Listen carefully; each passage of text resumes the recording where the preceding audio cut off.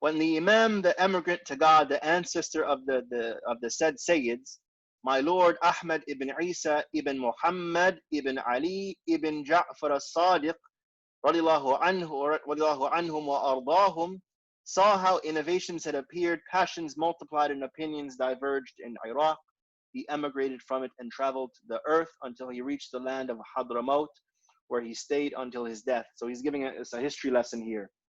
So this is my lineage actually. These are my shuyukh. When I hear this name, I have to, humble myself. These are big names. So this is no joke. So what are the names? Ahmed, Isa, Muhammad ibn Ali ibn Ja'far as-Sadiq. These are huge names that we should know, and especially me, I should know them. Right? These men, these are who you'd call saviors of Islam, saviors of the Islamic spirit. Without these men, effectively, we would not have Islam. Simple and plain.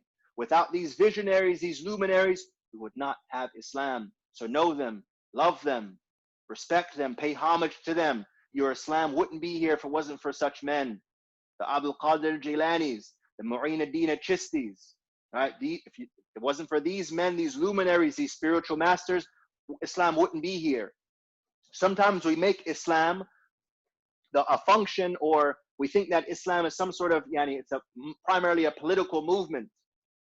It's primary, politics. We talk about Ottoman Empire. In all honesty, what saved Islam and kept Islam alive was knowledge, application of that knowledge, and applying it. Simple and plain. This is the lifeblood of Islam. Even though the state apparatus, it is like the outer shell that protects the Islamic lands. But that which is inside and keeps the people's hearts alive and connected to Islam is more critically important. We said that the batin, or the inward, will give rise to outward strength. Right? Inner light gives rise to outward strength. Right? So when the Muslims are strong and upon the religion and firm in their spirituality and their connection to the Prophet sallallahu alaihi wasallam, you will see the rise of, for example, people like who? Salahuddin. And read the history. I'm not making this up. This is not a random example I'm coming up with. Salahuddin, he was the result of Sheikh Abdul Qadir al-Jilani and also Imam al-Ghazali. These spiritual luminaries, they gave rise to these heroes of Islam. That even non-Muslims, they know him, Saladin. They probably don't know about Sheikh Abdul Qadir al-Jilani and Imam al-Ghazali, but they know about Saladin. Right, the grand knight and the warrior king, so to speak. They know about Saladin. What gives rise to Saladin, though? Right? Funny, we're talking about doctrine. Actually, it's sound doctrine and sound study of Islam that gives rise to a Salahuddin Saladin. Right? That's what gives rise to a Muhammad al-Fatih. Muhammad al-Fatih, this is the conqueror that opened up Constantinople. Right? The Ottoman. The Uthmaniyun, it was sound knowledge, sound doctrine, sound understanding. It's critically important for us to know as believers, especially in this day and age, because what is effectively happening in our day and age is that people have so many different doctrines, and we imbibe these things, all the different isms. Name an ism, and it's something that competes with Islam. Feminism, radicalism, fundamentalism, liberalism, conservatism, ism. These are all competing notions, competing creeds with Islam. That's why we say over and over again, as Muslims, we have our creed, we have our approach, and we need to bring that to the marketplace of ideas and stop being a people who are without confidence. People who are who we have to recognize what we have as Muslims. Sometimes we see the big structures and all the money in the Western countries, and we think that Islam is somehow, by virtue of money, by virtue of big buildings and stone statues and stone monuments, we think that somehow Islam is inferior and that we have to cower. Nothing to cower for. Study your religion, you'll see the supremacy of it. Allah says in the Quran, هُوَ الَّذِي أَرْسَلَ رَسُولَهُ بِالْهُدَى وَالدِّينِ الْحَقِّ لِيُظْهِرَهُ عَلَى الدِّينِ كُلِّهِ. That he is the one who sent his messenger, he's the one who sent his messenger with the guidance and the truth to make it supersede all other adyan, all other religions, all other doctrines, modes of thought, all other paradigms, right? Liberalism, feminism, conservatism, liberalism, whatever, Marxism, whatever ism that's out there, Islam comes to supersede it, wipe it out, to basically to fix things and to allow people to see through that darkness, right? So this is important. Now, with that said, though, this doesn't mean that the Muslims don't. This doesn't mean that the Muslims don't engage civil society, but it means that we come to the table with our own goods, and that we don't go to the marketplace looking. We don't leave the house of Islam and then go to the marketplace and looking for basically other people's things to just take those things in without a critical eye, right? Because the reality of the matter is this: anything that we see in the marketplace of ideas, when I say marketplace of ideas, I mean the academy or whatever you want to call it, right? The politics, whatever it may be, any political idea, political system. Any good that you see in any political system or any mode of thought, feminism, any good that you see in these ideologies and isms, it will be in Islam already. I guarantee you. Any good that's in the world today, it comes by way of Islam. Study how the founding fathers, study Thomas Jefferson's Quran. I'm not making this up. I swear, I'm not making this up. Thomas Jefferson had a Quran. The Quran inspired what he wrote. They were inspired by the Islamic teachings. So logic would tell us, okay, if they're taking from Islam, let's go ahead and take our faith more seriously then. If Islam inspired people who don't even believe in, not even Muslims, but they're inspired by it, right? Look at the Declaration of Independence. It's like a political declaration, but it sounds like a manifesto on human rights, but it's a political manifesto. We hold these truths as self-evident that all men are created equal. That's as Islam as you get. It's Islamic as you get.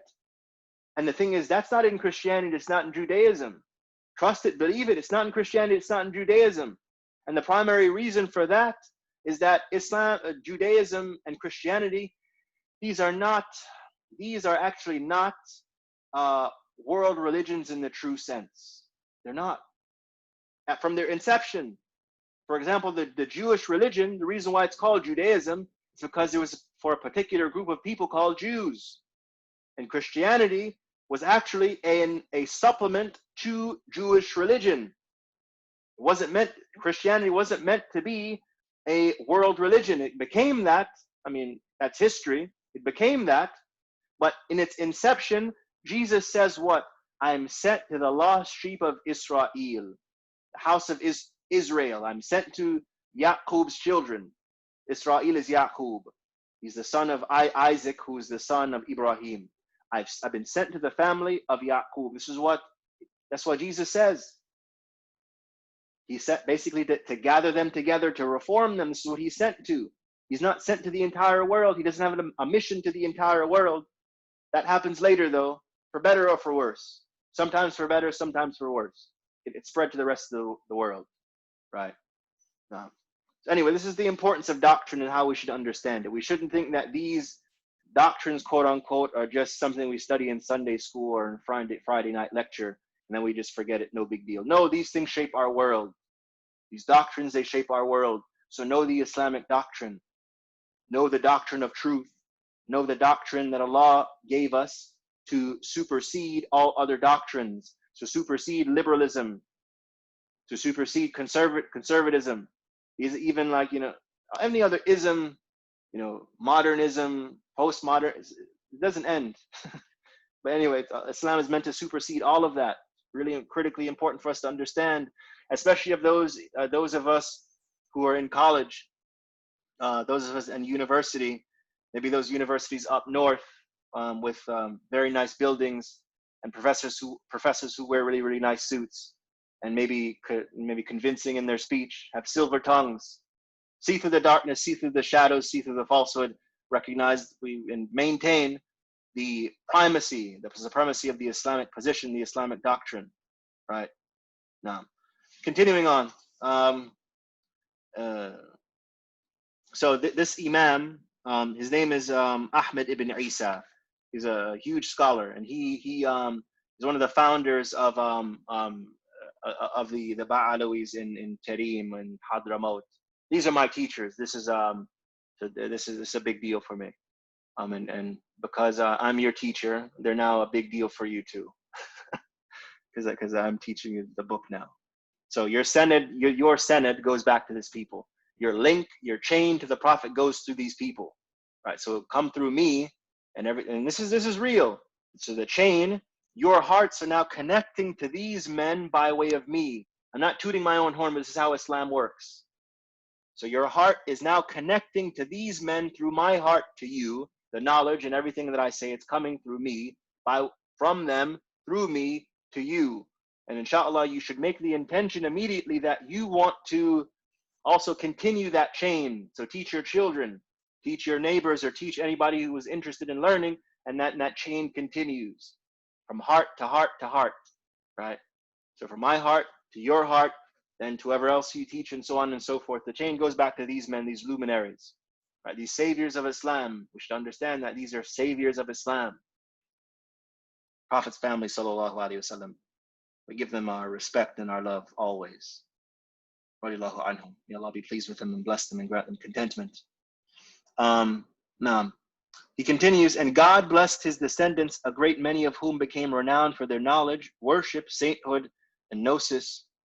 Through the barakah of these trustworthy imma, they fled sedition to protect his religion. Right. So this is talking about Ahmed ibn Isa. He fled the fitan, because there were a lot of fitan in Iraq and throughout the Muslim lands. People were taking to innovation and coming up with innovative ideas, opposing creeds, right? And it's a big topic. It's a history lesson, but they were opposing creeds, people making things up in religion, doing what we call bid'ah, reprehensible innovation. So he fled these people. He got away from them effectively. They remained safe from the innovations and the following of misguiding passions into which certain other factions of the prophetic house fell. So he mentions here that there were some amongst the prophetic house that unfortunately they made mistakes, but that the Ba'alawiyya and many others of the prophetic household, they maintained the manhaj of the Salaf. They maintained the manhaj of the pious predecessors, and that's important. May God reward him on our behalf with the best reward he has ever granted a father on behalf of his children. So we should understand that he is our spiritual father, right? He's my spiritual father, and your lineage goes back to him, right? Because I'm teaching you. So he's our father. He's our father in spirit, our father in soul. May he raise his degree amongst his noble forefathers in the highest heaven, Aliyun, and give us to join them in goodness and safety. Ameen. Having neither changed our religion nor fallen into temptation. He is the most merciful. The Maturidis are the same as the Ash'aris in the above regard. So the Maturidis is another group that pretty much identical creed to the Ash'ira, or the scholars who follow Imam Abu Hassan al-Ash'ari. These are names that we should know. Imam al-Maturidi, these are names that we should know. He continues, and we'll close soon, inshallah. Each believer must protect his faith by learning the creed of one of the Imams who are incontestably worthy of respect and well-grounded in knowledge. This is to say that we shouldn't take ignorant people as our ai and there are many ignorant people speaking on behalf of Islam in our day and age. We have the phenomena of the YouTube Mufti, or the Sheikh Google. They say Sheikh Google Ibn Internet. the Sheikh Google, the son of the internet. In fact, this is what we have. The Sheikh Google, the son of the internet. He has no hijaza. It's just a dictionary of different things online that random people put. We don't know where it's coming from. We have this concept of sanad in Islam. It's critically important that we know where our knowledge is coming from. So where the knowledge that I'm giving you, this book comes from, it comes from these men.